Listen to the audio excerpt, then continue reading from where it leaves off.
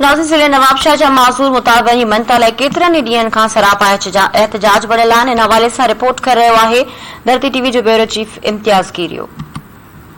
ज़िले शहीद बेनज़ीराबाद जा माज़ूर माण्हू गुज़िरियल केतिरनि ॾींहनि खां पंहिंजे मुतालबनि जी मञता लाइ नवाबशाह प्रेस क्लब साम्हूं अलामती बुख हड़ताल ते वेठल आहिनि।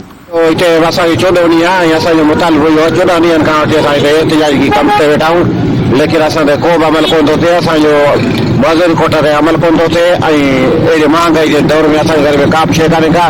बचनि जो पेट गुज़र करण जे लाइ असां यूं आहे, मुश्किल आहे, वक़्तु आहे। उन जे करे असांजी हुकूमत खे ख़ासि अपील इहा ई आहे, मज़दूरी कोटा पे अमल करे असांखे नौकरियूं ॾिनियूं वञनि जीअं असां पंहिंजो घर हलाए सघूं। सबके पास गए, तारिक साहब के पास, अजीम साहब के पास और हमारे डीसी साहब अदनार अहमद जाफर साहब थे, उसके पास भी गए थे। 2 दफा कुली कचहरी में भी हमने बात की थी कि 2 बड़े भाई मेरे फौत हो गए, वालदा मेरी इंतकाल कर गई है और मैं माजूर हूँ।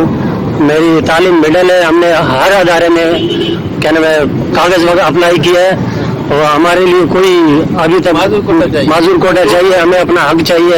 हमने 2019 में भी 19 निकले थे आर्डर, उसमें भी हमारा नाम नहीं निकला, तो हमारे को इंसाफ चाहिए। हम थे पियो स्पेशल पर्सन के हवाले से मजदूरन के हवाले से शाह सचल सामी नवाबशाह जी सिविल सोसाइटी हुकूमत का मुतालबो कंदी तो ही असांजा उहे फर्दन जिनके खुदादाद सलाहियतुनि सां नवाज़ियो आहे, सिर्फ़ु उनके जिस्मानी माज़ूरी आहे, तंहिंजे करे हिननि जी ख़िदमतुनि ऐं सलाहियतुनि मां फ़ाइदो वरितो वञे ऐं हुकूमत ऐं आइन जे मुताबिक़ हिन जी 5% कोटा आहे। बराए महिरबानी उन 5% कोटा ते अमल कयो वञे। पर आउं त इहो मुतालबो कंदुसि त जेके बि असांजी सोसाइटी में स्पेशल पर्सन्स आहिनि माण्हू उन्हनि खे कंहिं न कंहिं हवाले सां हुकूमत रोज़गार ॾे त जीअं हू कंहिं पंहिंजे घर ते या मुआशिरे ते बोझ न थी सघनि, पर मुआशिरे खे डिलीवर करे सघनि। सरापा एहतजाज बढ़ियल माज़ूर माण्हुनि जी न ज़िले इंतज़ामिया सार लधी ऐं न ई कंहिं सियासी अॻुवाण या कारकुन। ज़रूरत इन ॻाल्हि जी आहे त माज़ूरनि खे माज़ूर कोटा ॾिनी वञे त जीअं हिननि मां बेचैनी ख़तम थी सघे।